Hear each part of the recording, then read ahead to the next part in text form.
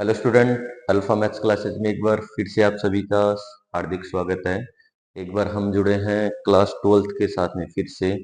और class 12th में आज हम शुरुआत करने वाले हैं वापस चैप्टर नंबर 1 से। और चैप्टर नंबर 1 जो है, एक्सरसाइज नंबर 1 जो है, वो है आपका रिलेशन एंड फंक्शन। इसका डिटेल से अपन यहाँ पे वन शॉट के अंदर सारी जो भी बातें हैं वो अपन यहाँ पे डिस्कशन करने वाले हैं। ठीक है।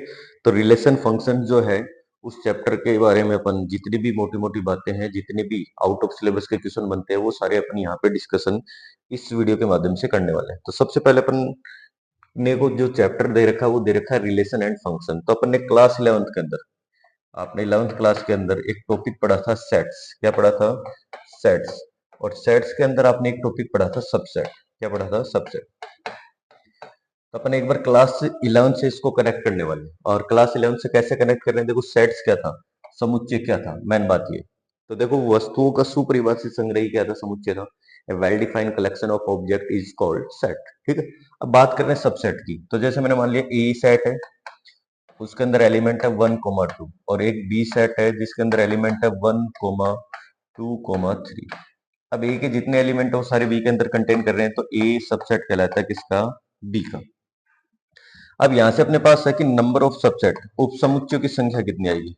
तो अगर आपके पास किसी भी सेट के अंदर n एलिमेंट है तो उसके टोटल सबसेट होंगे 2 की पावर n। और अगर नॉन एम्प्टी की बात करें, क्योंकि एक फाइव जो होगा वो हमेशा क्या होगा? सबसेट होगा। तो यहाँ पे आपको क्या करना है? -1 करना है। क्या करना है? -1 करना है। तो ये आपके पास आ गए सबसेट, नंबर ऑफ सबसेट। उसके बाद में जो नेक्स्ट टॉपिक आया था वो आपके पास आया था कार्टीसियन प्रोडक्ट। कौन सा प्रोडक्ट आया था? कार्टीसियन प्रोडक्ट, जिसको अपन क्या कहते हैं?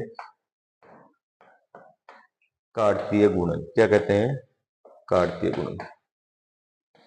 अगर आपके पास कोई दो सेट है, एक सेट ए है और दूसरा सेट क्या है? बी है। अगर एक सेट ए है, दूसरा सेट क्या है? बी है। तब उनका जो कार्टेशियन प्रोडक्ट है वो ए क्रॉस बी से डिनोट होगा। किससे डिनोट होगा? ए क्रॉस बी से। ठीक है। अब ए क्रॉस बी के अंदर जो एलिमेंट आएंगे वो ऑर्डर्ड पेयर में आएंगे, मतलब ए कोमा बी, दो टपल्स में एलिमेंट आएंगे। और यहाँ पे जो पहला एलिमेंट है वो हमेशा पहले सेट का आएगा, दूसरा एलिमेंट हमेशा कौन से सेट का आएगा? दूसरे सेट का आएगा। ध्यान रखने वाली बात यह है कि जो ए क्रॉस बी है वो कभी भी इक्वल नहीं होगा किसके? बी क्रॉस ए के। मतलब जो कार्टेशियन प्रोडक्ट है वो कभी भी कम्यूटेटिव लॉ को क्या नहीं करता? होल्ड नहीं करता। अब ये मान लिया कि जो आपके पास सेट ए है उसके अंदर पी एलिमेंट है, और जो सेट बी है उसके अंदर आपके पास क्यू एलिमेंट है। तो जो आपके पास ए क्रॉस बी है उसके अंदर कितने एलिमेंट आएंगे? तो उसके अंदर जो एलिमेंट आएंगे वो आएंगे पी डॉट क्यू। अब मेन बात ये है कि अपन ये कार्टेशियन प्रोडक्ट क्यों पढ़ रहे हैं। देखो, आपका जो पहला टॉपिक है वो है रिलेशन। रिलेशन का मतलब क्या होता है? संबंध। क्या होता है?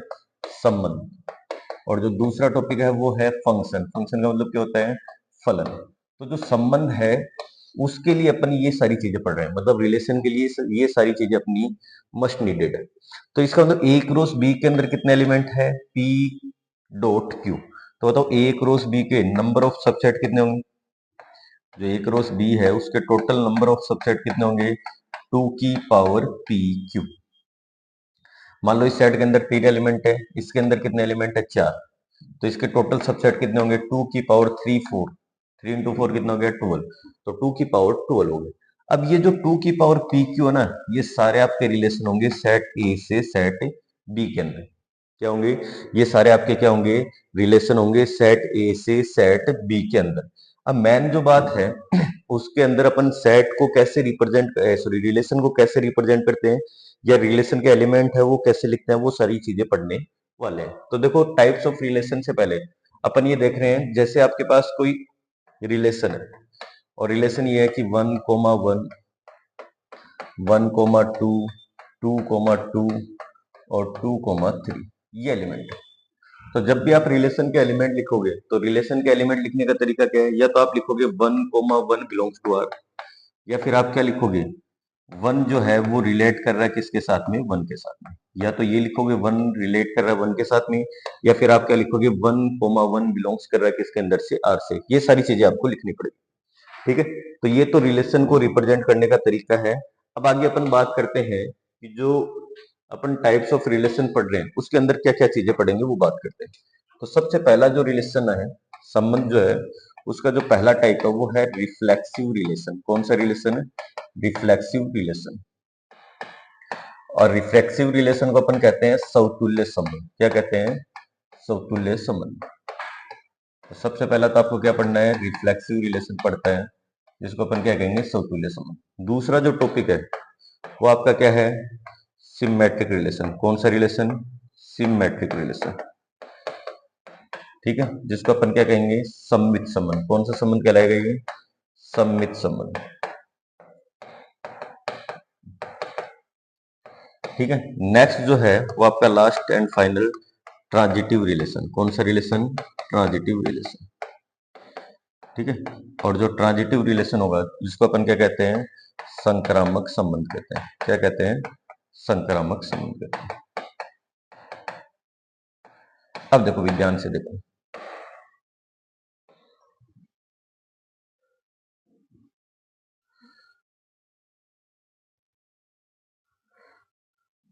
ठीक है। अब सबसे पहले अपन ये बात करते हैं कि आपके पास एक सेट ए है। कौन सा सेट है?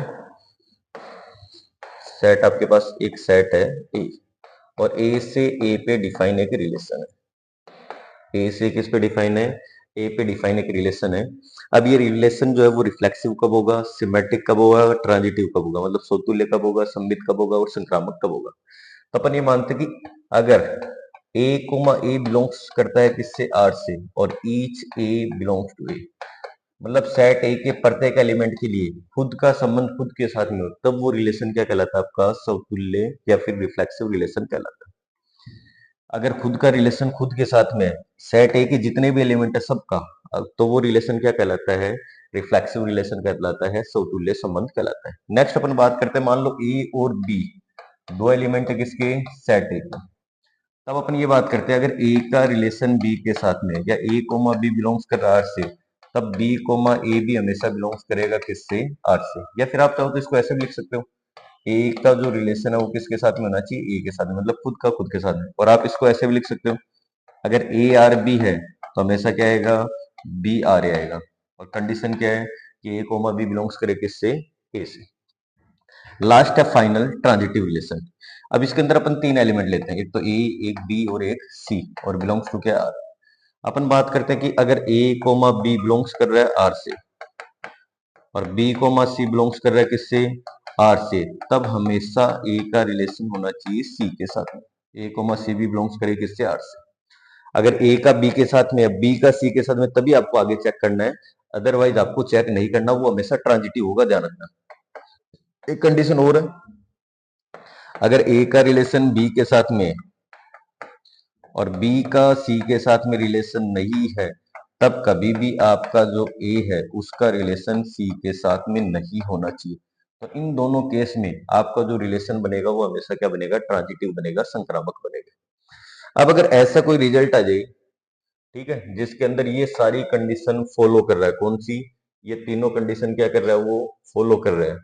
तो इसका मतलब आपके पास जो रिलेशन है वो क्या बन जाएगा? देखो, आपके पास जो रिलेशन है वो क्या बन जाएगा, वो देखते हैं। अगर आर आपके पास तीनों रिजल्ट ट्रू, तो आर आपका क्या कहलाएगा? इक्विवेलेंस रिलेशन कहलाएगा। आर का जो आर है वो क्या कहलाएगा? इक्विवेलेंस रिलेशन कहलाएगा। कौन सा रिलेशन कहलाएगा? इक्विवेलेंस रिलेशन, जिसको अपन क्या कहते हैं? तुल्यता संबंध कहते हैं। क्या कहलाते हैं? तुल्यता संबंध कहते हैं, जिसको अपन क्या कहेंगे? जिसको अपन क्या कहेंगे? तुल्यता संबंध कहेंगे। ठीक है, क्या कहेंगे? तुल्यता संबंध। तो इस केस में आर आपका क्या कहलाएगा? तुल्यता संबंध कहलाएगा, इक्विवेलेंस रिलेशन कहलाएगा। अब यहाँ पे मेन बात ये है कि थोड़ी सी अपन ये बात करते हैं कि अगर मान लो ए से ए पे डिफाइन है, तो उसके अंदर जो नंबर ऑफ एलिमेंट है वो एन मान लीजिए। अवयवों की संख्या कितनी है? एन है। नंबर ऑफ एलिमेंट कितने? एन है।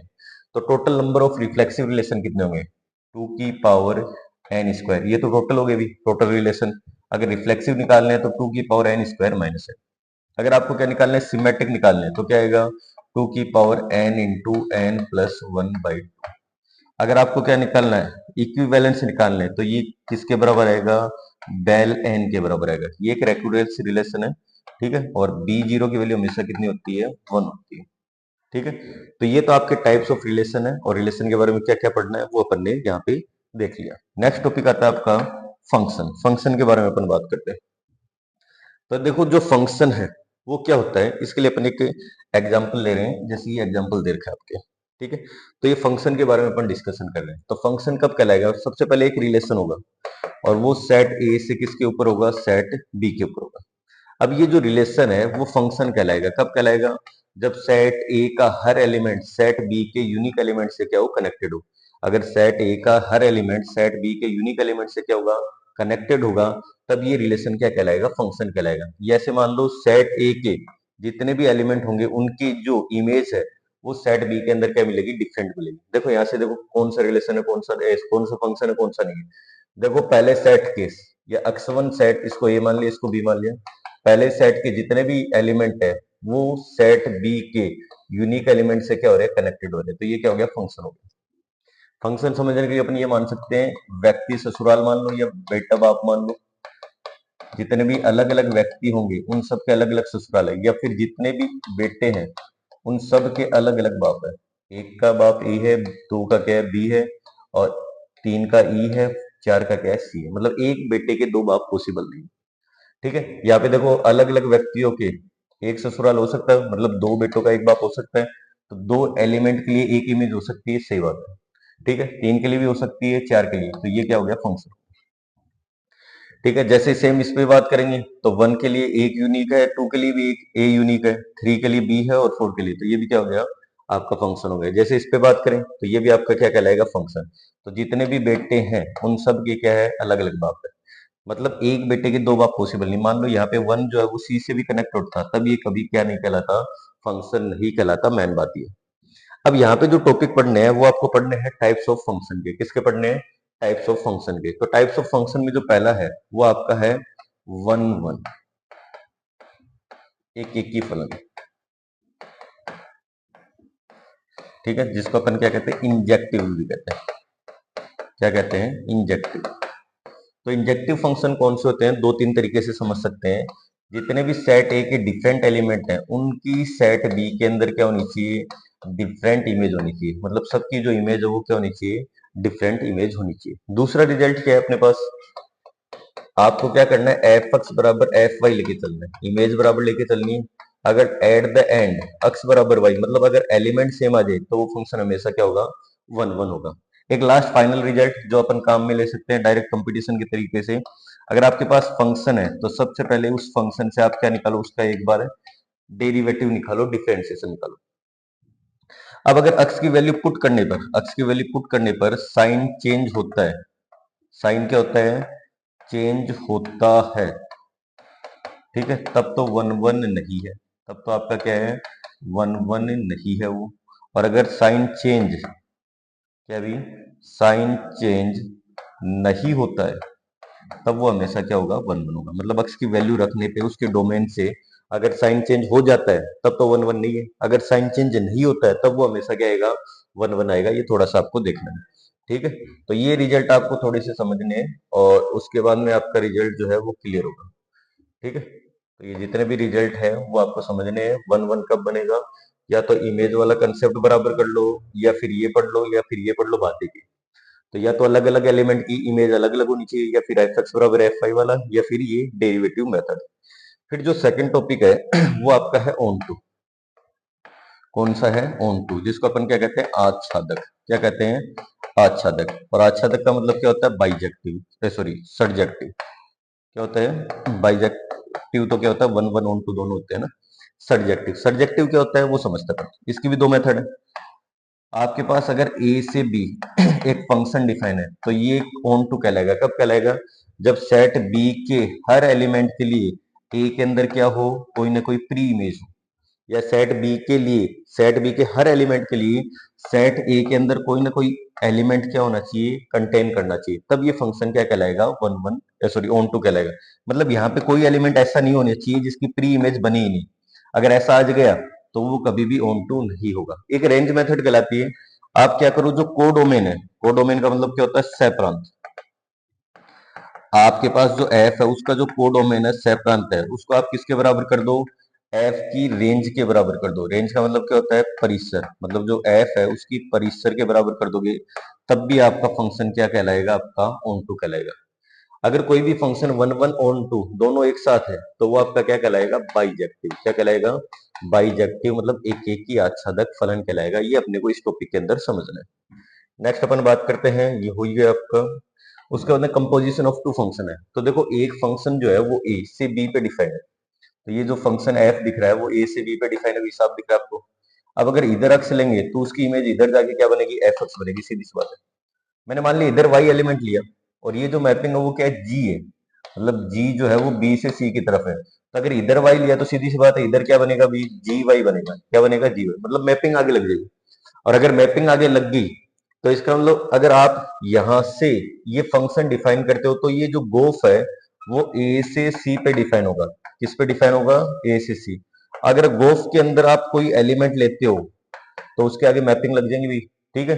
और इसको अपन क्या लिख सकते हैं, जी अलग हो गया और एफ अक्स अलग हो गया। मतलब अगर आप इधर से अक्स से डायरेक्ट यहाँ पे जाओगे तो ये क्या बन जाएगा, जी ओ एफ अक्स बन जाएगा। मतलब जी अलग हो जाएगा और एफ अक्स क्या अलग हो जाएगा। लेकिन ध्यान रखना जो अक्स एलिमेंट होगा वो हमेशा किसका होगा, ए का होगा। ये थोड़ा सा आपको समझना है, ठीक है। ये चार सारी चीजें समझने के बाद में अगला जो टॉपिक आता है वो आपका आता है थोड़ा सा ऐसे मान के चलो बढ़िया सा टॉपिक है। और वो टॉपिक क्या है, इनवर्टिबल फंक्शन। नाम दे रखा है यहाँ पे कौन सा फंक्शन, इनवर्टिबल फंक्शन। तो अपन ने मान लिया कि जो एफ है वो ए से, या चलो अक्ष से मान लेते हैं, चलो एफ जो है वो अक्ष से वाई पे एक फंक्शन डिफाइन, और जी जो है वो वाई से फंक्शन इस टाइप से डिफाइन है कि अगर आप गोफ करते हो, जीओ एफ करते हो तो वो आइडेंटिटी ऑफ अक्स आता है, और अगर आप फोग वाई करते हो तो वो आइडेंटिटी ऑफ वाई के बराबर आता है। तब जो आपका जो फंक्शन एफ है वो क्या कहलाता है, इनवर्टिबल फंक्शन कहलाता है। और उसका जो इनवर्स है एफ इनवर्स वो किसके बराबर आएगा, जी के बराबर आएगा, ठीक है। लेकिन अपने को ये दिमाग नहीं लगाना है, अपने को जब भी इनवर्टिबल का क्वेश्चन आएगा तो बस सीधी सी आपको ये प्रूफ करना है कि एफ क्या है, 1 1 है, और एफ क्या है, ऑन टू। मतलब एफ एक एक ही प्रूफ कर दो और एफ आच्छादक प्रूफ कर दो तो वो आपका फंक्शन हमेशा क्या होगा, इनवर्टिबल फंक्शन होगा। देखो कंपोजिशन का मतलब क्या होता है, फलनों का संयोजन, दो फलनों का संयोजन। और इनवर्टिबल क्या होता है, व्युत्क्रमणीय फलन। कौन सा फलन, व्युत्क्रमणीय फलन। तो जो फलन एफ है वो जी का क्या कहलाएगा, व्युत्क्रम। और एफ इनवर्स बराबर क्या लिखेंगे अपन, जी लिखेंगे। इस टाइप से अपने को कंसेप्ट पढ़ने हैं। तो जहां तक आपका टॉपिक देखा है मैंने, यहाँ तक कि आपके सिलेबस में क्वेश्चन है। और मेन बात ये है कि अगर आपको 1 1 नंबर ऑफ 1 1 फंक्शन देखने, ठीक है, या number of onto function देखने, तो अपन कैसे लिखेंगे। देखो number of onto function अगर एन से एन पे डिफाइन है तो नंबर ऑफ फंक्शन आएंगे फैक्टोरियल एन। और अगर आपको टोटल फंक्शन देखने तो कैसे लिखेंगे, मान लो यहाँ पे एन एलिमेंट है, यहाँ पे एम एलिमेंट है, तो आपके पास जो रिजल्ट आएगा टोटल नंबर ऑफ फंक्शन का वो आपके पास आएगा एन की पावर एम। ये थोड़ा सा आप ध्यान रख सकते हो। 1 1 अगर निकालना है तो एन पी एम कर दो, क्या कर दो, एन पी एम, क्या कर दो, एन पी एम कर दो, वही आपका फाइनल क्या है, आंसर है। अब वो नेक्स्ट स्लाइड में बात करते हैं इनके कुछ क्वेश्चंस की, और वो क्वेश्चंस क्या क्या है वो अपन फटाफट देखते हैं। देखो आपको अगला क्वेश्चन पूछा हुआ है एक्सरसाइज का एक क्वेश्चन पूछा हुआ 1 2 3। आपको ये बताना है कि ये फंक्शन जो है वो सिमेट्रिक है, मतलब सममित है। लेकिन नहीं तो क्या है, 1 1 है, सॉरी नहीं तो क्या समतुल्य है, नहीं क्या है संक्रामक है, न तो क्या है रिफ्लेक्सिव है, और नहीं क्या है ट्रांजिटिव है। तो सबसे पहले अपन ये बात करते हैं कि सिंस 1 1 जो है वो आर में बिलोंग नहीं कर रहा, तो इसका मतलब आर क्या नहीं है, रिफ्लेक्सिव नहीं है। R is not reflexive. R क्या नहीं है, सममित नहीं है। आर क्या नहीं है, सममित नहीं है, ये अपन देख सकते हैं। तो देखो 1 2 तो बिलोंग कर रहे हैं आर में, और 2 1 भी क्या कर रहा है, बिलोंग कर रहा है आर में। उसके अलावा कोई एलिमेंट नहीं है, तो इसका मतलब आपका जो आर है वो क्या हो गया, सिमेट्रिक हो गया। मतलब आर आपका जो है वो क्या हो गया, सममित संबंध हो गया, ठीक है। जो आपका आर है वो आपका क्या हो गया, सममित संबंध हो गया, ये रिजल्ट आ गया। अब अपन बात करते हैं ट्रांजिटिव की। तो देखो 1 2 तो बिलोंग कर रहा है आर से, 2 1 भी बिलोंग कर रहा है आर से, बट क्या नहीं कर रहा अभी, परंतु क्या नहीं कर रहा, 1 1 does not belongs to R. तो इसका मतलब आर क्या नहीं है, आर क्या नहीं है, ठीक है। आपका जो आर है वो क्या नहीं है, सिमेट ट्रांजिटिव रिलेशन नहीं है, आर इज नॉट ट्रांजिटिव। तो जो आर है वो आपका क्या नहीं है, संक्रामक संबंध नहीं है। तो ये आपका रिजल्ट हो गया और ये आपका क्वेश्चन कंप्लीट हो गया। अगर ए का बी के साथ में, बी का सी के साथ में, तब हमेशा ए का सी के साथ में होना चाहिए। नेक्स्ट क्वेश्चन देखो, ये पूछा हुआ आरबीएससी के अंदर लास्ट ईयर 2025 में पूछा हुआ क्वेश्चन। ठीक है, इसमें ये दे रखा है कि जो बी की वैल्यू है वो लेस देन 6 है, और अगर बी की वैल्यू लेस देन 6 है तो जो रिलेशन है वो एन पे है, मतलब नेचुरल नंबर पे। तो इसका मतलब जो बी की वैल्यू अपन ले सकते हैं वो कहाँ से लेंगे, 1 2 3 4 5 ये ले सकते हैं, 6 से छोटी। ठीक है, अब यहाँ पे रखो, और इसका जो रेंज है, इसकी जो रेंज है वो क्या है वो बताना। तो ऑर्डर्ड पेयर में जो सेकंड एलिमेंट होता है, ऑर्डर्ड पेयर में जो सेकंड एलिमेंट होता है वो तो किस में आता है, रेंज में, परिसर में। और जो फर्स्ट एलिमेंट होता है वो इसमें किस में आता है, प्रांत में। प्रांत का मतलब क्या हो गया, डोमेन के अंदर। इसके बारे में बात करते हैं। तो जैसे आपने 5 रखा तो 5 माइनस 3 करेंगे तो आपके पास कितना आएगा, सॉरी 5 माइनस 2 करेंगे तो आपके पास कितना आएगा, 3। जैसे आपने 4 रखा तो आपके पास क्या आएगा, 2 आ जाएगा। जैसे आपने 3 रखा तो आपके पास क्या आ जाएगा, 1। लेकिन जैसे आपने 2 रखा तो आपके पास रिजल्ट क्या आएगा, 2 माइनस 2 कितना होता है, 0। लेकिन 0 तो कभी भी एन में बिलोंग्स नहीं करता, तो मतलब ये ऑर्डर पेयर तो आ ही नहीं सकता। तो इसको ये ऑर्डर पेयर आएंगे केवल 3 5 2 4 और 1 3। अब रेंज देखनी है तो सेकंड एलिमेंट देखो, सेकंड एलिमेंट कौन है, 3 4 5। तो ऐसा ऑप्शन केवल और केवल कौन सा है, सी ऑप्शन है। तो ये आपका आंसर क्या है, ट्रू। ठीक है, नेक्स्ट अपन बात करते हैं, इस टाइप से पूछा हुआ है, ये आरबीएससी 2024 में पूछा हुआ है। ठीक है, 2 3 बार क्वेश्चन ये रिपीट हो रखा है। आपको पूछा कि ये रिफ्लेक्सिव है, सिमेट्रिक है, ट्रांजिटिव है, चेक करना है। तो देखो, एक का एक के साथ में, दो का दो के साथ में, तीन का तीन के साथ में, चार का चार के साथ में अगर होगा तो हमेशा आपका क्या होगा, रिफ्लेक्सिव होगा। तो एक एक है, दो दो है, तीन तीन है, चार चार है, मतलब रिफ्लेक्सिव तो है। तो ये ऑप्शन तो गया आपका, इसमें रिफ्लेक्सिव नहीं है का ऑप्शन। तो इसका मतलब ये हो सकता है, ये हो सकता है, या फिर ये हो सकता है। अब अपन बात करते हैं सिमेट्रिक की। सिमेट्रिक की अगर बात करें तो एक का दो के साथ में, लेकिन दो का एक के साथ में अपने को कहीं नहीं दिख रहा, 2 1 बिलोंग्स नहीं कर रहा किसके अंदर, आर के अंदर। तो इसका मतलब सिमेट्रिक नहीं है। सिमेट्रिक का मतलब क्या नहीं है, ये तो कैंसिल हो गया आपका। सिमेट्रिक का मतलब सम्मित नहीं है। तो सम्मित नहीं है ऐसा ऑप्शन केवल एक नहीं है। और जो सिमेट्रिक नहीं होगा, सीधी सी बात है, वो तुल्यता भी नहीं होगा, भी इक्विवेलेंस भी नहीं होगा। तो ये ऑप्शन भी गलत हो गया। तो इसका मतलब आर जो है वो आपके पास क्या हो गया, रिफ्लेक्सिव हो गया, और क्या हो गया, सिमेट्रिक हो गया, लेकिन क्या नहीं है, ट्रांजिटिव नहीं है। ठीक है, रिफ्लेक्सिव है, सॉरी ये ऑप्शन नहीं आएगा, सॉरी। आर क्या है, रिफ्लेक्सिव है और ट्रांजिटिव है, और क्या नहीं है, सिमेट्रिक नहीं है। तो सिमेट्रिक नहीं है वो ऑप्शन आ गया अपने पास।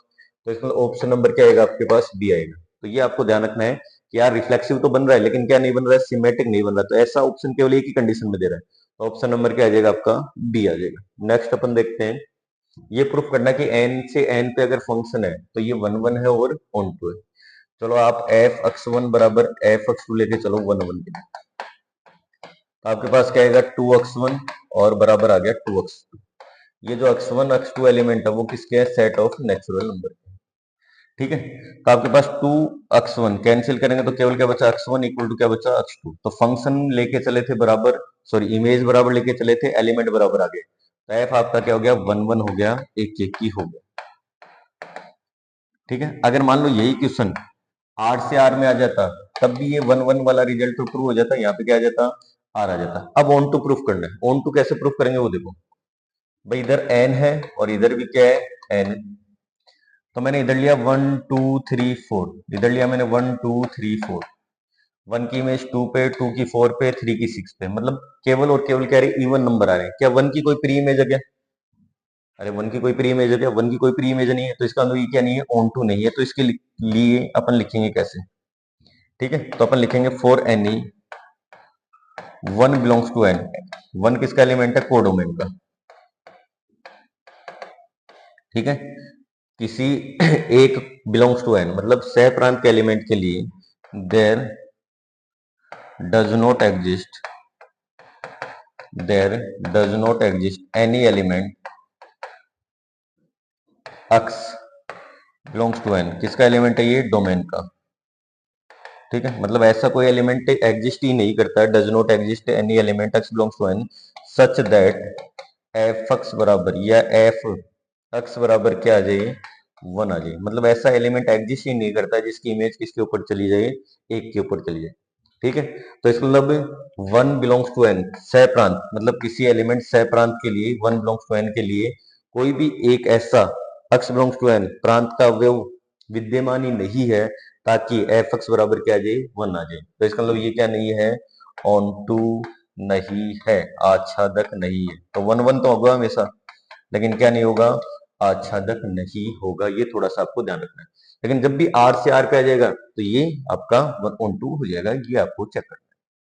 नेक्स्ट दे रखा है कि ग्रेटेस्ट इंटीजर ऑफ x, तो ये 1 1 नहीं है और ऑन टू भी नहीं है, ये आपको चेक करना है। तो देखो अपन दो एलिमेंट लेके चल रहे हैं, एक तो मैंने लिया है 1.1 और एक मैंने लिया है 1, दोनों की इमेज निकालो। तो ग्रेटेस्ट इंटीजर ऑफ 1.1 भी कितना आएगा, 1 आएगा आपके पास, और ग्रेटेस्ट इंटीजर 1 भी आपके पास कितना आएगा, 1 ही आएगा। ये थोड़ा सा ध्यान रखना है। ग्रेटेस्ट इंटीजर 1.1 भी कितना आएगा, 1, और ग्रेटेस्ट इंटीजर 1 भी कितना आएगा, 1। ये जो दो एलिमेंट लिए थे अपन ने 1.1 और 1, दोनों एलिमेंट किसके हैं, आर के हैं, इसके डोमेन के प्रांत के। तो देखो इनकी इमेज तो बराबर है, f1.1 जो है वो बराबर है किसके, f1 के, बट परंतु क्या नहीं है अभी, जो 1.1 है वो इक्वल नहीं है किसके, 1 के। तो इसका मतलब f क्या नहीं है, 1 1 नहीं है, f इज नॉट 1 1। f क्या नहीं है आपका, एक की नहीं है, ये आपको देखना है। ठीक है, नेक्स्ट अपन बात करते हैं ऑन टू की। तो ऑन टू के लिए इसका ग्राफ बना लो या एरो डायग्राम बना लो। आर से किस पे, आर पे। जैसे मैंने 1 रखा तो 1 की इमेज भी 1, 1.1 रखा तो उसकी भी 1, 1.2 रखा तो भी उसकी 1।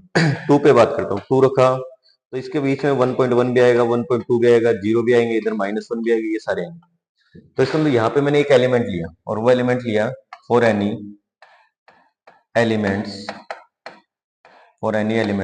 1.1 बिलोंग्स टू आर। ये किसका एलिमेंट है, कोडोमेन का। ठीक है, तो कोडोमेन का अपन ने एक एलिमेंट लिया 1.1। ठीक है, उसके लिए there does not exist, there does not exist any element x, ठीक है, there does not exist any element x belongs to r। ठीक है, r किसका एलिमेंट होगा, डोमेन का, या x किसका एलिमेंट होगा, डोमेन का, सच दैट इसकी जो इमेज है वो किसके ऊपर चली जाए, 1.1 के ऊपर। या फिर आप लैंग्वेज में लिख सकते हो, मतलब ऐसा कोई भी एलिमेंट यहाँ पे विद्यमान ही नहीं है, कंटेन ही नहीं करेगा जिसकी इमेज किसके ऊपर चली जाए, 1.1 पे। या फिर आप ऐसे भी देख सकते हो कि जो फंक्शन एफ एक्स बराबर ग्रेटेस्ट इंटीजर ऑफ एक्स है, वो केवल क्या देगा, इंटीजर वैल्यू देगा। क्या देगा, इंटीजर, मतलब केवल पूर्णांक ही मान देगा। तो ऐसा कोई भी अक्ष विद्यमान ही नहीं होगा जिसकी इमेज किसके ऊपर चली जाए, 1.1 पे, 1.2 पे, 1.3 पे, मतलब नॉन इंटीजर्स पे चली जाए। ठीक है, तो इसका मतलब ये क्या नहीं है, आपका ऑन टू फंक्शन नहीं है। तो न तो 1 1 है और नहीं क्या है, ऑन टू फंक्शन। एक लास्ट क्वेश्चन, उसके बारे में अपन डिस्कशन करते हैं। F x equal to mod of x. वही सिंपल सा क्वेश्चन, दो एलिमेंट ले लूं, एक तो -1 और एक है +1। तो let -1 +1 belongs to R. F -1 निकालो, जैसे मोड लगाया आपके पास क्या आ गया, प्लस का बना गया। जैसे F1 के ऊपर मोड लगाया तो वो तो एक्चुअल में ऑलरेडी प्लस का है। तो देखो दोनों की इमेज तो बराबर है, बट क्या नहीं है, एलिमेंट बराबर नहीं है। तो इसका मतलब एफ इज नॉट 1 1। एफ क्या नहीं है आपका, 1 1, मतलब एक की नहीं है। सही है। नेक्स्ट अपन बात करते हैं, जब भी आप वैल्यू रखोगे, सीधी सी बात है, -1 रखा तो भी +1, 0 रखा तो 0। ठीक है, 0 रखा तो 0 आ गया। ठीक है, जैसे 0 रखा तो 0 आ गया, 1 रखा तो वापस क्या आ गया, 1। मतलब नेगेटिव पे कभी भी इमेज नहीं जा रही, नेगेटिव पे कभी भी क्या नहीं जा रही, इस फंक्शन की क्या नहीं जा रही, इमेज नहीं जा रही। तो इसका मतलब वही रिजल्ट कि जो एफ एक्स है वो केवल क्या देता है, नॉन नेगेटिव वैल्यू देता है, मतलब पॉजिटिव वैल्यू दे रहा है। तो इसका मतलब ये क्या फंक्शन नहीं है, ऑन टू नहीं। या फिर लिख दो भी वही एलिमेंट, फॉर एनी एलिमेंट्स किसी अवयव -1, ठीक है, बिलोंग्स टू आर। ये किसका एलिमेंट होगा, भी कोडोमेन का एलिमेंट होगा। किसका एलिमेंट होगा, कोडोमेन का। सही है, such for any elements -1 belongs to R, ठीक है, then there does not existing any element. ठीक है, तो इसके लिए कोई भी element x belongs to R, मतलब डोमेन के अंदर एग्जिस्ट ही नहीं करेगा, सच दैट कि उसकी इमेज किसके ऊपर चली जाए, -1 के ऊपर चली जाए। तो इसका मतलब f इज नॉट 1 1 के साथ में क्या आ गया, ऑन टू। f क्या नहीं आपका, आच्छादक फलन नहीं है। ठीक है, तो हिंदी मीडियम वाले भी आसानी से लिख सकते हैं किसी अवयव -1 बिलोंग्स टू आर कोडोमेन के लिए, ठीक है, सह प्रांत के लिए कोई भी एक अक्ष बिलोंग्स टू आर, सह प्रांत के बाद में क्या आ गया, यहाँ पे प्रांत आ गया, के लिए विद्यमान नहीं होगा ताकि एफ एक्स बराबर क्या आ जाए, -1 आ जाए। या फिर लैंग्वेज लिख दो, एफ एक्स बराबर मोड एक्स केवल क्या देता है, धनात्मक मान देता है, ठीक है, f x equal to mod x is only gives positive value, ठीक है, या फिर नॉन नेगेटिव मान लो, ठीक है, तो इसका मतलब एफ एक्स केवल ये वैल्यू देगा, तो इसका मतलब नेगेटिव के लिए कोई भी प्री इमेज नहीं है, और नहीं है तो ये आपका क्या नहीं है, ऑन टू फंक्शन नहीं है। ठीक है, एक लास्ट क्वेश्चन और दे रखे हैं, चलो ये और देख लेते हैं, f x equal to x की पावर 4, तो देखो 1 1 है या नहीं है वो चेक करते हैं। तो जैसे मैंने -1 रखा तो -1 की इमेज भी 1, ठीक है, और +1 रखा तो उसकी इमेज भी 1, इमेज बराबर है लेकिन दोनों एलिमेंट जो है -1 +1 वो बराबर नहीं, तो 1 1 तो कभी नहीं होगा, तो इसका मतलब एफ जो 1 1 ऑन टू वो भी गया, ये भी गया, ठीक है, 1 1 नहीं है ये भी गया, ठीक है, तो एफ इज मैनी वन हो सकता है, ये भी हो सकता है, ये भी हो सकता है, बी और डी में ऑप्शन हो सकते हैं। अब लेकिन अपन बात करते हैं कि जब आप इसकी मैप बनाते हो, ठीक है, तो ये क्या देगा, केवल पॉजिटिव वैल्यू, जैसे 1 आ गया, 2 आ गया, 3 आ गया, कभी भी नेगेटिव के लिए जो वैल्यू है वो कभी नहीं मिलेगी, क्योंकि -1 की पावर क्या आएगा, 1/4 आएगा, मतलब नेगेटिव रूट आएगा। तो एफ क्या है आपका, न तो 1 1 है और न ही क्या है, ऑन टू है, नाइदर 1 1 नॉर ऑन टू, न तो 1 1 है और नहीं आपका क्या ऑन टू। 3x की बात करते हैं, 8 से 8 पे, तो जैसे 8 से 8 पे चलोगे तो आपके पास क्या बन जाएगा, 1 1 मिल जाएगा, क्या बन जाएगा, 1 1, तो एफ आपका क्या है, 1 1। कैसे, 3x बराबर 3y ले लोगी, तो 3 से 3 कैंसिल, तो x बराबर क्या आएगा, y आएगा। जितने भी डिफरेंट एलिमेंट होंगे सबकी डिफरेंट इमेज आएगी। अब सब एलिमेंट के लिए इधर चाहे माइनस का लिखो चाहे प्लस का लिखो, सबके लिए आपको क्या मिलेगा, फ्री इमेज, क्योंकि एफ एक्स बराबर क्या होता है, वाई, और एफ एक्स की वैल्यू कितनी है, 3, ठीक है, तो यहाँ से जो अक्स आएगा वो किस टाइप से आएगा, y/3, और y/3 किस में बिलोंग करता है, हमेशा आर में, मतलब इधर जो एलिमेंट आएंगे वो y/3 की फॉर्म में आएंगे, और y/3 हमेशा किस में बिलोंग करता है, आर में, तो एफ 1 1 भी होगा, ठीक है, और एफ क्या होगा आपका, ऑन टू भी होगा, तो ऑप्शन कौन सा आ जाएगा, पहले एफ इज 1 1 एंड क्या आ जाएगा, ऑन टू, ठीक है। तो यहाँ तक आपकी एक्सरसाइज नंबर जो फर्स्ट है वो अपन ने कंप्लीट कर ली है दोबारा से, तो इस वीडियो को ज्यादा से ज्यादा शेयर कीजिए, और एक बार दोबारा जुड़ने के लिए आप सभी का बहुत बहुत धन्यवाद, और इस वीडियो को ज्यादा से ज्यादा शेयर कीजिए, बस आपका एक लाइक और एक सब्सक्राइब आपके साथ हमारी भी हिम्मत बढ़ा सकता है। Thank you very much.